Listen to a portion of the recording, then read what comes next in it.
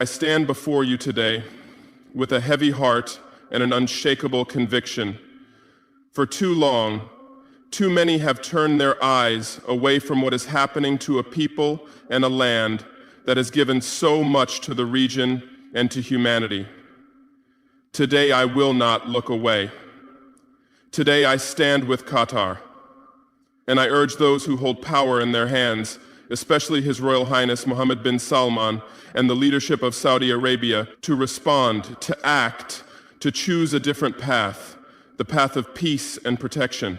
When I speak of Qatar, I am not speaking of a name on a map.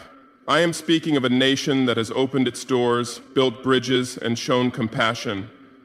Qatar has stood with us in times of hardship. Qatar has stood for humanity when others have hesitated. This is why I stand with Qatar now. This is why I cannot be silent. What has happened in recent months has shaken the conscience of the world. Acts that undermine the dignity, security, and sovereignty of Qatar must not be normalized. They must not be excused. They must not be allowed to repeat. I condemn without reservation the injustices and the aggression that Qatar has suffered. No nation, no people deserve to live under the shadow of intimidation.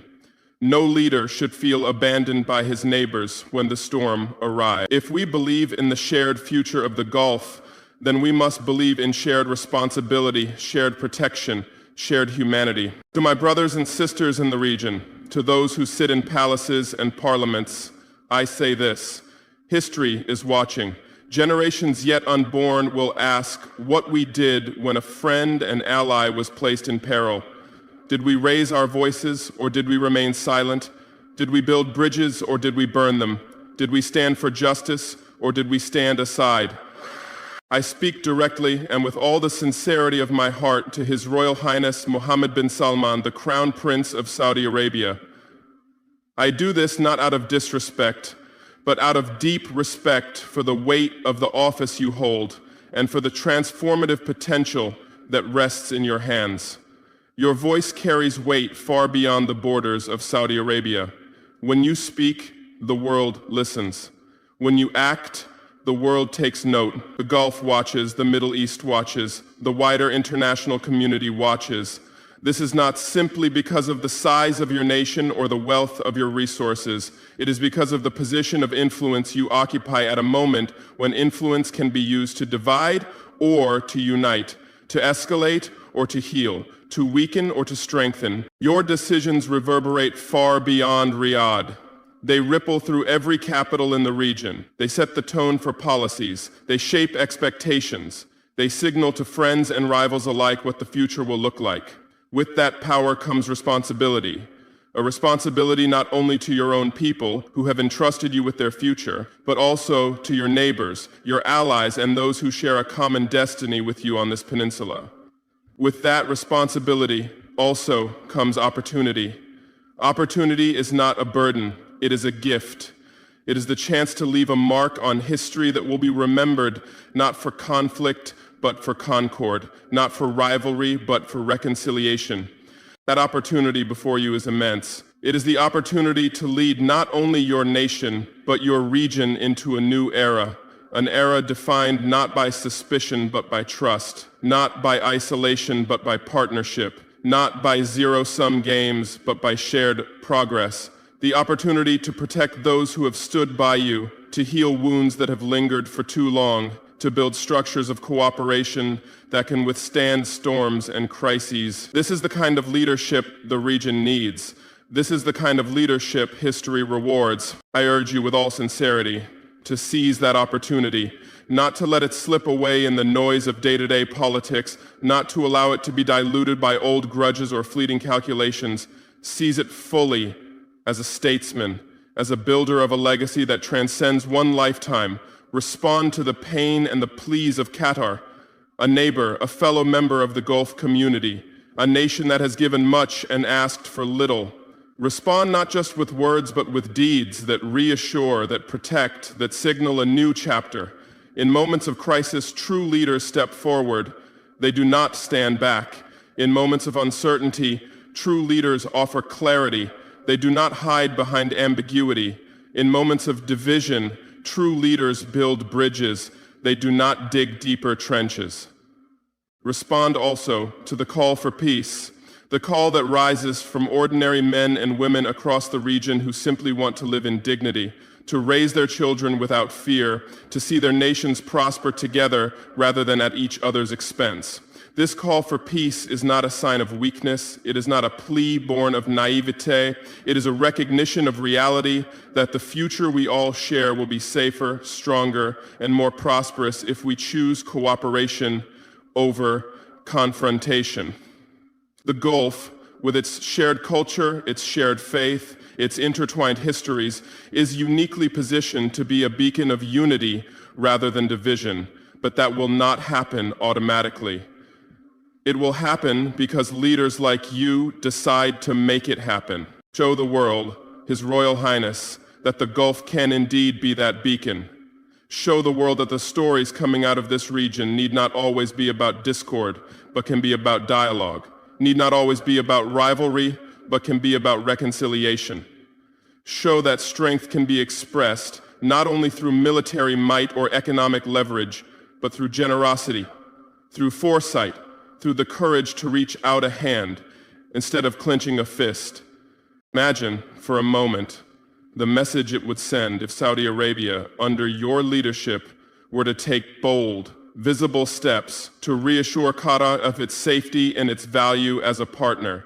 Imagine the shockwaves of hope it would send through the Gulf, through the Arab world, through the global community. It would say, a new chapter is beginning, the old patterns of mistrust are being broken, a new standard of leadership is being set. That would be an achievement far greater and far more enduring than any temporary gain won by pressure or isolation. This is not about erasing differences or pretending challenges do not exist. It is about recognizing that in a turbulent world, stability comes not from domination, but from cooperation. Security comes not from the weakness of your neighbors, but from their strength. Prosperity comes not from walls, but from bridges. Qatar has been a loyal ally to many, a supporter of humanitarian causes, a mediator in disputes. In its hour of need, it should not find itself isolated. And you, Mohammed bin Salman, have the power to ensure that does not happen. You have the power to model a different kind of leadership, one rooted in dignity, in responsibility, in vision. So I appeal to you directly, seize this moment. Let your decisions now be remembered not as reactive gestures, but as proactive statesmanship. Let your legacy be not only the transformation of your own nation, but the transformation of a region, from suspicion to solidarity. Respond to the pain and the pleas of Qatar. Respond to the call for peace. Show the world through your actions that the Gulf can be a beacon of unity, not division. This is the moment when history bends. It will bend toward reconciliation if leaders bend it that way. It will bend toward more division if leaders stand aside. The choice is yours. The opportunity is yours. The responsibility is yours. And the potential to inspire millions, to protect the vulnerable, to heal old wounds, and to build a future of shared prosperity, that, too, is yours. I speak these words not as an enemy, but as a friend, not to criticize, but to call forth the highest and best version of your leadership, because I believe you can rise to this occasion, because I believe Saudi Arabia can be a partner in peace, because I believe the Gulf deserves a future defined by unity and hope, and because I believe, as I stand with Qatar, that you too can stand for what is just, what is humane, and what is lasting. Some may expect me to be timid, to couch my words in platitudes. I cannot. Not when lives, livelihoods, and the soul of a nation are at stake. To remain silent would be to betray my own conscience and to betray the values that Qatar itself has embodied: generosity, loyalty, and a commitment to the human family. When injustice knocks on the door of a neighbor, it will one day knock on your own. That is why I speak now before it is too late. I speak to you now not only with passion, but with clarity, because I have been in contact with His Highness, Emir Sheikh Tamim bin Hamad Al Thani, and with Prime Minister Sheikh Mohammed bin Abdulrahman Al Thani. I know their weight, I know their responsibility. I know they hold in their hands not only the hopes of their own people, but the trust of the region, the trust of the world. When I say I stand with Qatar, it is not just words, it is a promise. When I urge Mohammed bin Salman to respond, it is because true leadership demands more than silence. It demands action, protection, compassion. I believe every leader ought to protect those around them, especially allies who have stood firm in moments when the world has looked away. Your Highness, Sheikh Tamim, you have shown what it means to be a loyal ally. You have opened your doors, you have spoken on behalf of humanity when others hesitated. Your Prime Minister, Sheikh Mohammed bin Abdurrahman Al Thani, you have carried that voice to the global stage, shown diplomacy, shown humanity, and showed that Qatar is not just thinking in terms of politics, but of people. Yet what has happened, what injustice Qatar has suffered, must not stand. I condemn in the strongest terms the violations of dignity and sovereignty that have struck Qatar.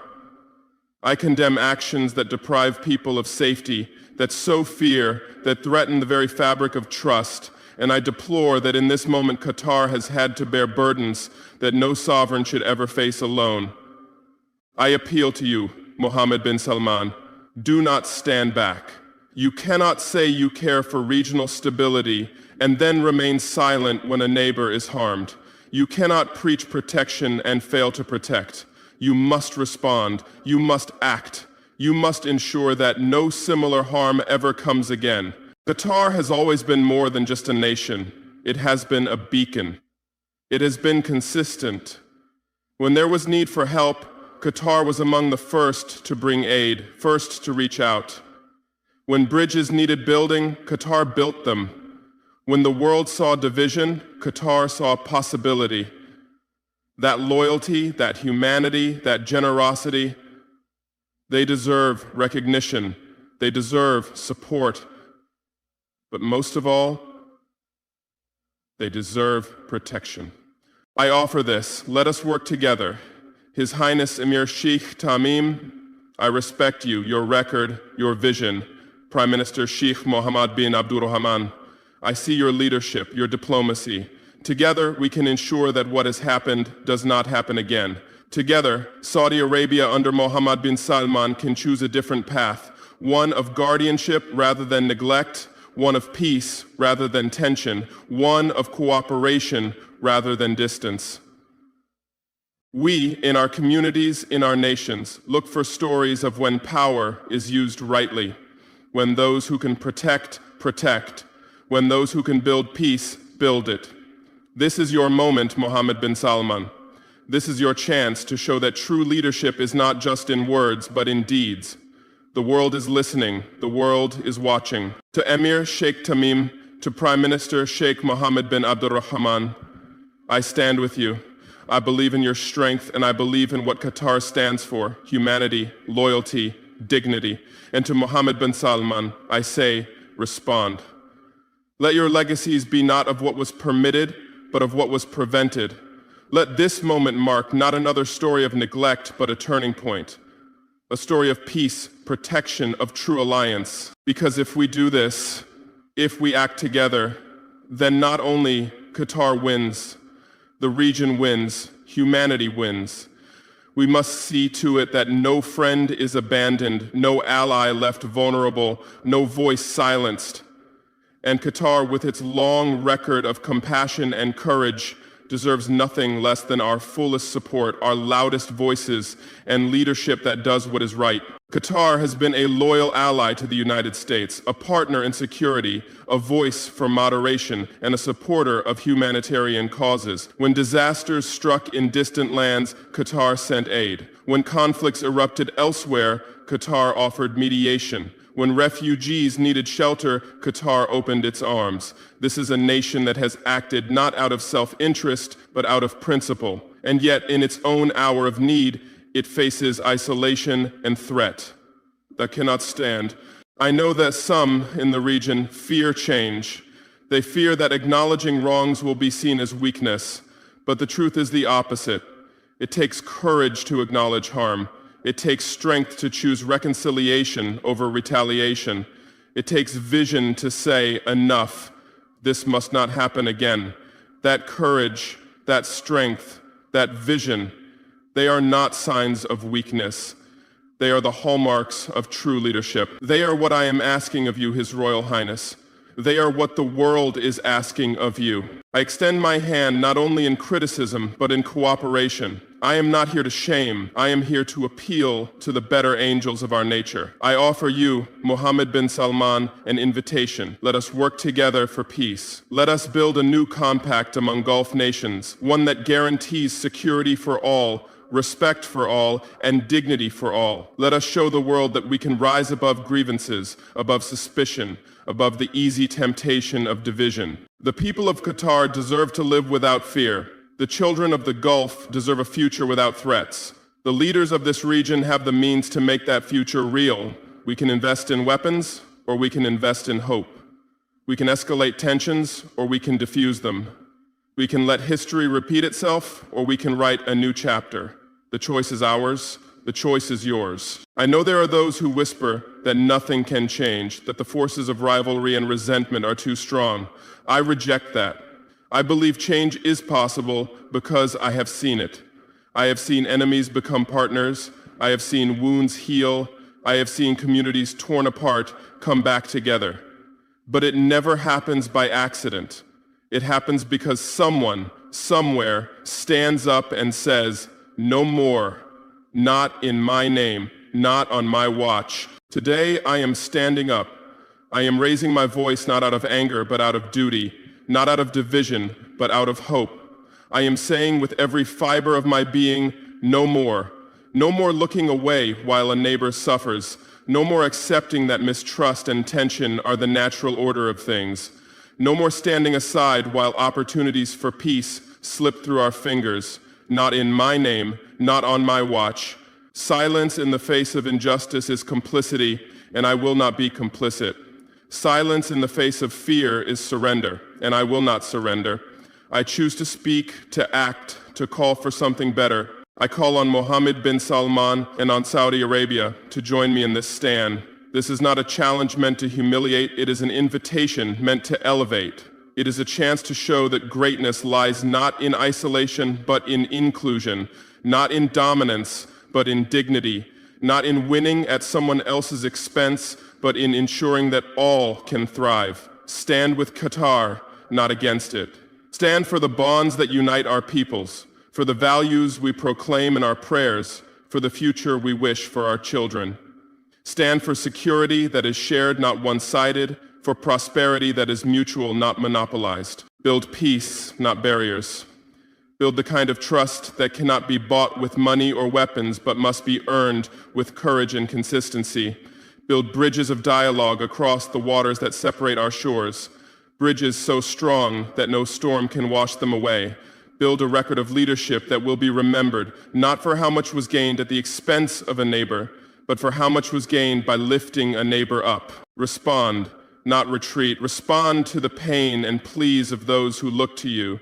Respond to the call for unity rising from markets, mosques, and homes across the region. Respond to the yearning of ordinary people who simply want to live in dignity, free from fear, proud of their identity, but open to their neighbors. Retreat is easy. It asks nothing but silence. Response is harder. It asks for courage, humility, and vision. But only response can change the future. The world is watching. It watches not out of idle curiosity, but because what happens here matters everywhere. Energy markets, security alliances, humanitarian partnerships, all are shaped by what the Gulf does. The people are waiting. They are waiting for signs of hope, waiting for proof that their leaders will not let old grievances define new generations, waiting for evidence that words like brotherhood and unity are more than slogans. The future is beckoning. It does not belong to those who look backward in anger. It belongs to those who look forward in resolve. I stand here today to say, let us be those people. Let us seize this moment. Let us show that leadership in the Gulf can mean compassion as well as strength, foresight as well as firmness. Let us together choose peace over pride, cooperation over confrontation, and unity over division. If we do, then one day soon our children will look back on this time not as the moment when everything fell apart, but as the moment when everything began to come together. As the moment when everything began to come together. We cannot undo the pain of the past, but we can prevent its repetition. We cannot erase what has been done, but we can decide what will be done next. Let the next chapter be one of cooperation, not conflict. Let the next headline be one of healing, not harm. Let the next generation say, they were wise, they were brave, they chose unity. Qatar has stood for humanity. Now humanity must stand for Qatar. And those with the greatest power, like Mohammad Bin Salman, have the greatest duty. Respond to that duty, answer that call. Let us walk this path together, hand in hand, nation with nation, heart with heart. I will not stop speaking until the day comes when every child in the Gulf can wake up without fear, when every nation in the Gulf can prosper without threat, when every leader in the Gulf can shake hands with his neighbor without suspicion. That day can come. It will come if we choose it. So I stand here as Traore, not merely as an individual, but as a voice for all those who long for peace and dignity. I stand with Qatar. I extend my hand to Mohammed bin Salman. I urge him to respond, to act, to lead. I ask all of you to join me in that call. Together, we can turn the tide. Together, we can honor the best within us. Together, we can make the words "never again" not a slogan, but a reality.